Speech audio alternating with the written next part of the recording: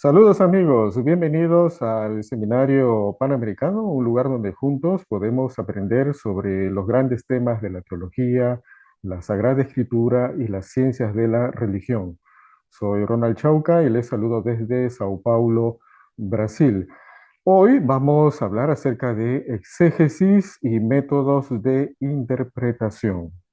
Cuando hablamos de exégesis, estamos hablando de la mejor manera que tenemos para estudiar las escrituras. Cuando hablamos de exégesis, se presentan una serie de cuestiones, de temas que nosotros tenemos que ir clarificando.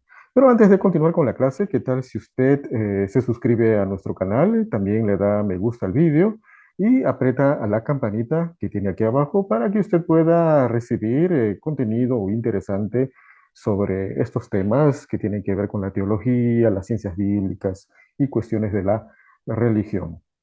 Muy bien, hablemos primero de la exégesis. ¿En qué consiste la exégesis? Esta palabra proviene del griego exégesis, como tenemos aquí en la diapositiva, y significa en principio extraer, explicar o interpretar objetivamente un texto en las escrituras a través de la lente de su contexto original para determinar su verdadera intención. Es decir, que a través de diferentes herramientas nosotros trataremos de descubrir esas cosas que están en torno o dentro del texto bíblico que estamos leyendo, como su contexto político, social, ideológico, económico, etcétera. La exégesis sería entonces el proceso de hacer preguntas analíticas sobre varios aspectos de los textos y sus contextos. Entonces, la exégesis se trata de hacer preguntas al texto bíblico que nosotros estaremos leyendo. Cuando hablamos de exégesis, también tenemos que hacer una diferencia de otro término que es un poco similar, la eisegesis. El proceso opuesto a la exégesis sería entonces la eisegesis, que significa leer con nuestras propias opiniones un texto de las escrituras. Eisegesis sería entonces acercarnos al texto con alguna presuposición, que puede ser doctrinal, ideológica, política, etcétera. La eisegesis no es una buena idea para los estudios bíblicos. Entonces, lo que prima en la mejor forma de estudiar las escrituras sería una buena exégesis, ¿no? Son dos conjuntos de métodos que nosotros vamos a utilizar para profundizar en el texto. Otro concepto que tenemos que tocar aquí es acerca de la crítica bíblica y los métodos críticos, ¿no? Un momento, crítica. Algunas personas ya ponen mala cara, pero no, vamos a ver que se trata de otro asunto. Entonces, crítica bíblica se trataría de varias formas de hacer exégesis bíblica, cada una con un objetivo específico y un conjunto específico de preguntas también.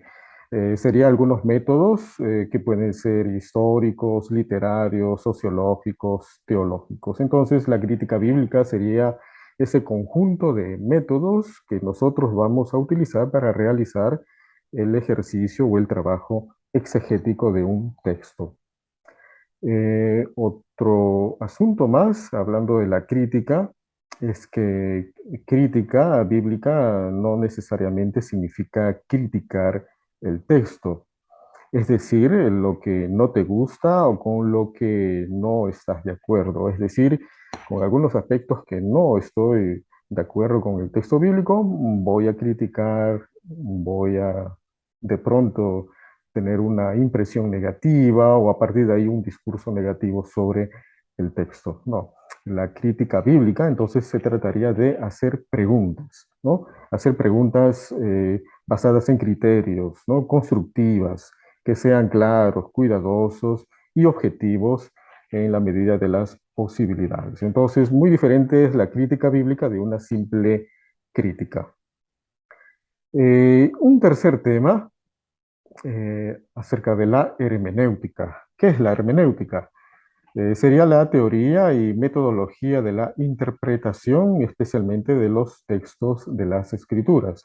La hermenéutica también se define como el arte de la interpretación bíblica, ¿no? Qué interesante, ¿no? Mencionar el tema arte al momento de hacer una interpretación de la escritura, ¿no? Cuando hablamos de arte, estamos hablando también de técnica, ¿eh?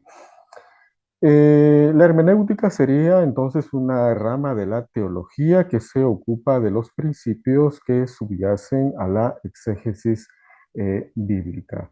Entonces tenemos estos conceptos, exégesis, que sería la metodología, ¿no? El ejercicio de investigar las escrituras.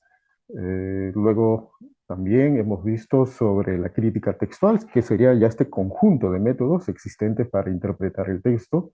Y tercero, la hermenéutica, que sería ya en sí, después de haber hecho una exégesis, realizar un proceso adecuado de interpretación.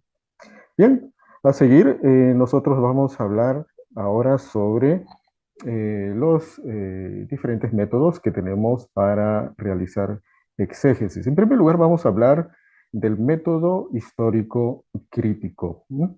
Entendiendo que es una herramienta. Existen otras herramientas más que vamos a ir viendo. Hay otro método similar que se conoce como el método histórico gramatical, que en otro momento estaremos tratando. Pero vamos a comenzar a partir de este de aquí, el método histórico crítico. Y bueno, como dijimos, la crítica bíblica tiene que ver con preguntas que le hacemos al texto. Entonces vamos a ir viendo qué preguntas nosotros podemos realizar según sea el caso. Bueno, primero vamos a ver estas preguntas sobre la historia de la composición. En este punto nosotros podemos hacer preguntas como ¿quién es el autor de la obra? ¿Qué sabemos del autor, la autora o los autores del texto? ¿El autor atribuido es el autor real o la obra es pseudoepigráfica? ¿No? En algunos casos vamos a encontrar que aunque la tradición ha impuesto el nombre de un autor sobre un texto bíblico, de pronto detrás, ¿no?, de ese nombre habría otro autor u otros autores que están utilizando la figura del personaje ya conocido, ¿no?, por la tradición. La pseudoepigrafía, entonces se trataría que hay otra persona u otras personas representando a quién sería el autor de esas ideas, ¿no? También en este punto podemos preguntar cuándo, dónde y en qué circunstancias se escribió la obra, quiénes fueron los destinatarios originales, dónde vivían y así. Todas estas preguntas las realizamos con ayuda de herramientas adecuadas. Podemos utilizar diccionarios teológicos, podemos utilizar comentarios especializados, libros especializados sobre un tema en particular. Bien, vamos ahora con el siguiente punto. Vamos a hablar ahora sobre las preguntas respecto a la crítica literaria tradicional. Aquí preguntamos qué palabras se utilizan y qué variedad de significados tienen, qué imágenes y símbolos se utilizan y qué significan, qué personajes aparecen en la historia, qué sabemos de ellos, cómo se relacionan los personajes entre sí en la historia. Cuando hablamos de crítica literaria, hablamos de todos esos elementos que componen una historia, ¿no? Los personajes, los lugares, los temas, el ritmo de la narración y todo esto que detrás de sí esconden un significado interesante. Vamos ahora a las preguntas sobre la comparación de traducciones. Hay que entender que cuando nosotros leemos algún texto bíblico, estamos leyendo en realidad una traducción, ya que la Biblia que nosotros leemos, por ejemplo en español, se basa en traducciones de manuscritos que fueron escritos en idiomas que en la actualidad no se hablan. Básicamente estaríamos hablando del hebreo y el arameo para el Antiguo Testamento, un 95% de hebreo más o menos para el Antiguo Testamento, y el griego koiné o el griego popular que se utilizó para escribir el Nuevo Testamento. Eh, Estos idiomas en la actualidad son considerados como idiomas muertos, ¿no? Que la filología trata de investigar, ¿no? Trata cada vez más de ir más adentro de sus significados respecto a la época. Entonces, es bueno comparar traducciones, es bueno buscar una traducción que sea lo más fiel posible a los textos originales. Algunos preguntan, ¿no? ¿Y cuáles son esas traducciones de las mejores que hay? Bueno, en principio podríamos utilizar interlineales para aquellos que no conocen el hebreo o el griego. Pero también podemos tener Biblias un poquito más técnicas como la Biblia de Jerusalén. Es una opinión, pero ustedes podrían investigar un poquito más. En este punto nosotros hacemos estas preguntas. ¿Existen diferencias significativas entre varias traducciones modernas? ¿Cuándo se realizaron estas traducciones? ¿Utilizando qué filosofías de traducción? Cuando hablamos de traducción, estamos hablando de una interpretación particular de parte del traductor, ya que un traductor también fue o es una persona influenciada, ¿no? Por cuestiones ideológicas, religiosas, etcétera. Y a veces eso se ve también plasmado en la traducción, en el trabajo que realiza el traductor. Entonces, cuanto más moderna sea la traducción, sería mucho mejor. ¿Qué textos antiguos, hebreos o griegos subyacen? Es decir, están debajo de las distintas traducciones. ¿Se ha perdido u oscurecido algo en el proceso de traducción? Y así. Una cosa importante aquí para recalcar es que no existen manuscritos originales de los textos bíblicos, tanto el Antiguo como el Nuevo Testamento. Lo que existe es una gran cantidad de copias sobre copias y o a partir de ese conjunto de copias es que se ha llegado a una traducción final, que son los textos que tenemos nosotros a la mano. Eh, Vamos al punto D. Preguntas sobre la crítica textual. Aquí preguntamos, ¿hay una variante de lectura en los manuscritos antiguos? Es decir, como les comenté, existen una gran cantidad de copias de manuscritos y a veces hay manuscritos que pueden ser más antiguos que otros. Y entre estos manuscritos hay ciertas variantes, ¿no? Hay palabras que pueden estar diferentes entre un manuscrito y otro. A veces no solamente una palabra, a veces puede ser toda una frase entera. En algunos casos no hay puntos eh, o signos, ¿no? Que podrían demilitar un texto y cosas por el estilo. Las variantes son significantes, simple ortografía o significativas que afectan el significado. Se pueden explicar las variantes como cambios intencionales o accidentales y cómo ayudan los contextos literarios o históricos a explicar las lecturas variantes. Hoy en día, eh, para un especialista de las escrituras, un biblista, un teólogo académico, ya no es como antes, ¿no? Que tiene que ir a los manuscritos, ¿no? Estas copias que están en museos, que están en lugares muy particulares para investigar el texto bíblico de primera mano. Hoy en día ya existen textos en hebreo, en arameo, en griego, en formato de libro que nosotros podemos consultar, ¿no? Estos libros están a disposición en librerías especializadas, en librerías bíblicas, se puede comprar por internet también. Vamos a la E. Pregunta sobre la crítica de la fuente. ¿Tiene el texto alguna fuente o fuentes subyacentes? ¿Qué versión de una fuente se utilizó en caso de que haya más de una? ¿Qué dicen y quieren decir realmente las fuentes en sus contextos originales? ¿Cómo se usan las fuentes citadas, parafraseadas, adaptadas en el texto posterior? Es decir, que En algunos casos, textos que nosotros estamos leyendo parten de una fuente anterior, dentro de una tradición particular, como lo podría ser el judaísmo, o de fuentes externas al judaísmo o, digamos, a las creencias del pueblo de Israel. Un caso típico podrían ser algunas narraciones que están en la Torá, en los 5 primeros libros del Antiguo Testamento.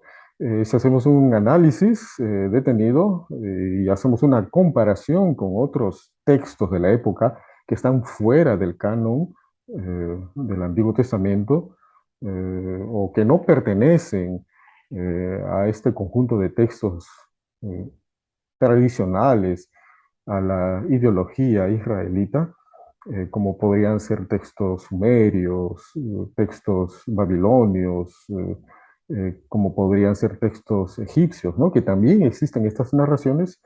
Podríamos ver que hay referencias o hay cierta influencia sobre el texto que finalmente quedó en el texto bíblico que nosotros estamos estudiando. Entonces, siempre es bueno hacer una comparación con otros textos externos, otras tradiciones escritas, y ver, ¿no? Cuáles son esas fuentes, ¿no? En qué se basaron los escritores para, eh, digamos, comunicar algo en el texto bíblico. Bueno, algunos dirán, ¿y qué aquí sobre el asunto de la inspiración? De la inspiración divina. Bueno, este es otro tema que nosotros tocaremos más adelante, ¿no? ¿Qué tiene que ver la inspiración divina en todo este proceso redaccional de un texto bíblico? F, aquí tenemos las preguntas sobre la crítica de las formas. Aquí ya hablamos acerca de los géneros literarios. Pero antes de continuar, no se olvide de suscribirse a nuestro canal, darle me gusta al vídeo y apretar la campanita si considera también necesario, para que usted siga recibiendo contenido interesante sobre ciencias bíblicas, teología y cuestiones de religión. Bien, continuando sobre las preguntas respecto a la crítica de las formas, preguntamos cosas como cuál es la forma literaria o género de toda la obra y del texto en particular. ¿El texto sigue o se aparta de las expectativas habituales de este género? ¿Cuál es el propósito objetivo normal de este género y en qué contexto social se habrían utilizado textos de este género? Bien, ya lo hemos dicho en otras clases, cuando nosotros abrimos la Biblia, no podemos leerla literalmente. Una de las primeras cosas que tenemos que hacer es identificar qué géneros literarios nosotros estamos tocando, ya que la Biblia es un conjunto de libros, un conjunto de escritos con diferentes géneros literarios que podrían ser historia, leyenda, cántico, apocalíptica, evangelio, poesía, qué sé yo. La Biblia tiene una infinidad de géneros literarios y cada género siempre tiene su propósito, ¿no? De por qué el autor o los autores estarían utilizando este género, pues tendría un propósito finalmente. Entonces, una de las primeras cosas que tenemos que hacer es identificar el género literario. Vamos a la G. Preguntas sobre la crítica de la redacción. Preguntamos aquí cómo ha utilizado el autor la fuente o las fuentes para dar forma a este texto. ¿Existen textos paralelos y en qué se parece y se diferencia este texto? Lo que les comenté en otro punto anterior. La comparación que nosotros debemos hacer del texto bíblico que estamos leyendo con textos de otras culturas, ¿no? En el tiempo en que el texto se había escrito. ¿Qué puntos de vista particulares o énfasis teológicos muestra este autor? ¿Cómo afectaron las circunstancias de la vida del autor a la configuración del texto, ¿no? Un ejemplo dentro de la Biblia sería el Apocalipsis. El Apocalipsis pertenece al género literario de la apocalíptica, un género que ya nosotros encontramos en el Antiguo Testamento, en libros como Daniel, Ezequiel, ¿no? La apocalíptica, por ejemplo, es un texto que comunica algo importante a través de símbolos, colores, animales fantásticos y etcétera. Un lenguaje codificado, ¿no?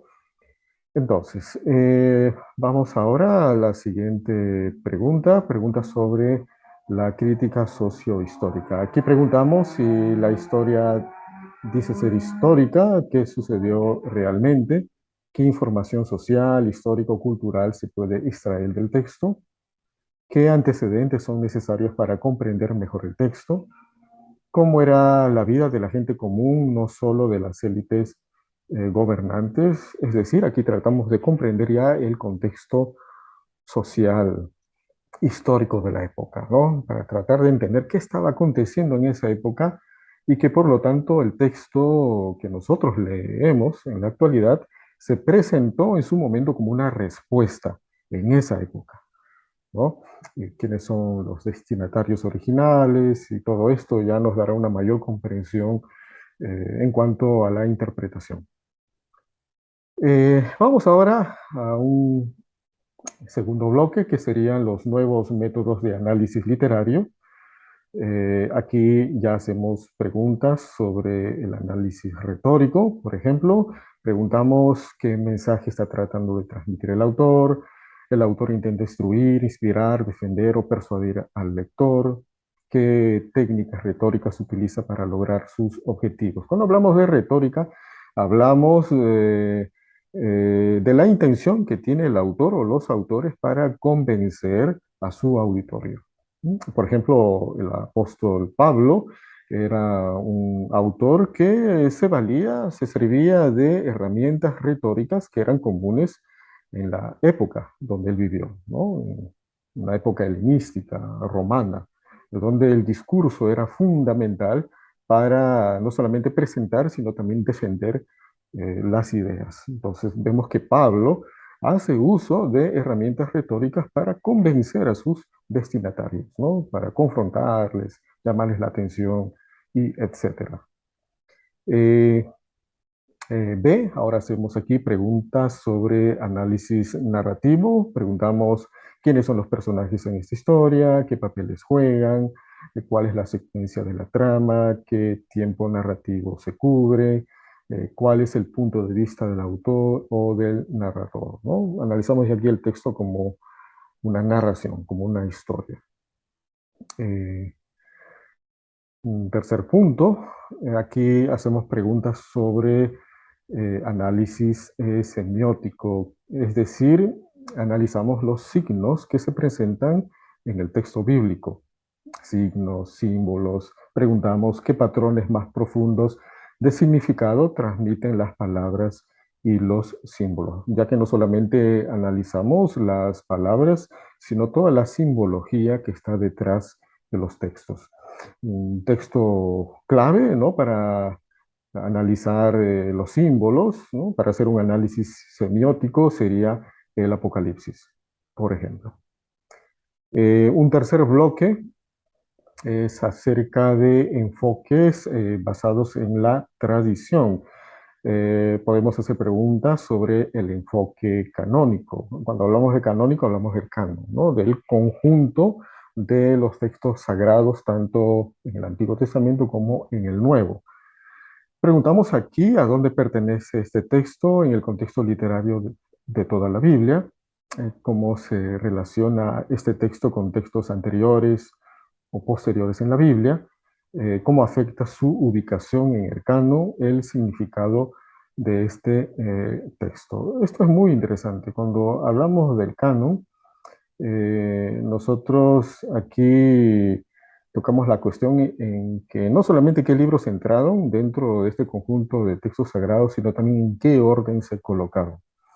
Y a veces el orden también en que los textos sagrados fueron colocados quieren decir algo, quieren comunicar algo. Entonces, muy importante también analizar la posición del texto dentro del canon como un todo, tanto en el Nuevo o el Antiguo, para ir determinando hacia dónde nos conduce una interpretación. Eh, Luego, hacemos preguntas sobre tradiciones interpretativas judías. Preguntamos cómo leen este texto los métodos judíos tradicionales de la interpretación. Existen historias paralelas o similares en la literatura rabínica. Las interpretaciones judías y cristianas de este texto difieren significativamente, es decir, aquí estamos hablando de tradiciones respecto a la literatura rabínica. Debemos saber que además del Antiguo Testamento, ¿no?, que para los judíos será la Tanaj o la Biblia hebrea, o los únicos textos sagrados para su fe, además del Nuevo Testamento, fundamentales para la fe cristiana, además del Antiguo Testamento, existen dentro de las tradiciones judías otros textos que serían una especie de comentarios, compilaciones que a través de los tiempos los judíos han ido elaborando, ¿no? A partir de su hermenéutica, que se escribieron una serie de textos como podrían ser el Talmud, la Mishnah, ¿no? Y cómo aquí los judíos interpretan particularmente desde su propia tradición ciertos textos del Antiguo Testamento en particular. Entonces, esto también sería bueno considerar, ¿no? Los otros textos que están al margen de la Biblia, ¿no? O fuera de la Biblia que podrían complementar de alguna manera la interpretación. Eh, Luego podemos ver las preguntas sobre historia de la interpretación. Preguntamos cómo fue interpretado este texto por los padres de la iglesia. Ya esto es un poquito posterior y en siglos posteriores el texto es interpretado de manera diferente por varias iglesias y denominaciones. Cómo ha sido interpretado el texto en el arte, la música, la liturgia y la cultura popular, ¿no? Aquí ya tratamos de ver ¿cuál fue la opinión o la interpretación posterior a los primeros cristianos, ¿no? En el primer siglo? ¿Cuál fue el punto de vista, ¿no?, de los padres de la iglesia, los apologistas, y así en adelante hasta la época actual, ¿no? Claro, eso no va a ser determinante para nuestra interpretación, pero siempre encontramos algunos datos interesantes, ¿no? Por ejemplo, cuando los padres, algunos de los padres de la iglesia hacen referencia a quiénes serían algunos de los autores de los evangelios. Entonces, como que nos da algunas luces. Un cuarto bloque sería el uso de las ciencias humanas. Aquí hacemos preguntas sobre el enfoque sociológico, como por ejemplo, qué ideas de la sociología pueden ayudar en la interpretación del texto, qué patrones de comportamiento social humano son evidentes en el texto. Aquí ya utilizamos herramientas modernas, ¿no? De la sociología, la antropología también, ¿no? Para entender el comportamiento de las gentes en aquellas épocas. También, ¿no?, hacemos preguntas sobre el enfoque de la antropología cultural. Preguntamos, ¿no?, qué modelos de la antropología cultural nos pueden ayudar a comprender el texto, qué presuposiciones, patrones culturales afectan la interpretación del texto y así. También podemos hacer preguntas sobre enfoques psicológicos, psicoanalíticos, preguntando cosas como cómo se puede interpretar el texto utilizando diversas teorías de la psicología. Eh, ¿Puede el texto ayudarnos a comprender mejor la psique humana? Últimamente se han hecho esfuerzos, ¿no?, para tratar de comprender en términos psicológicos el comportamiento de algunos autores y personajes que se mencionan en las escrituras, ¿no?, ya que fueron seres humanos también como nosotros.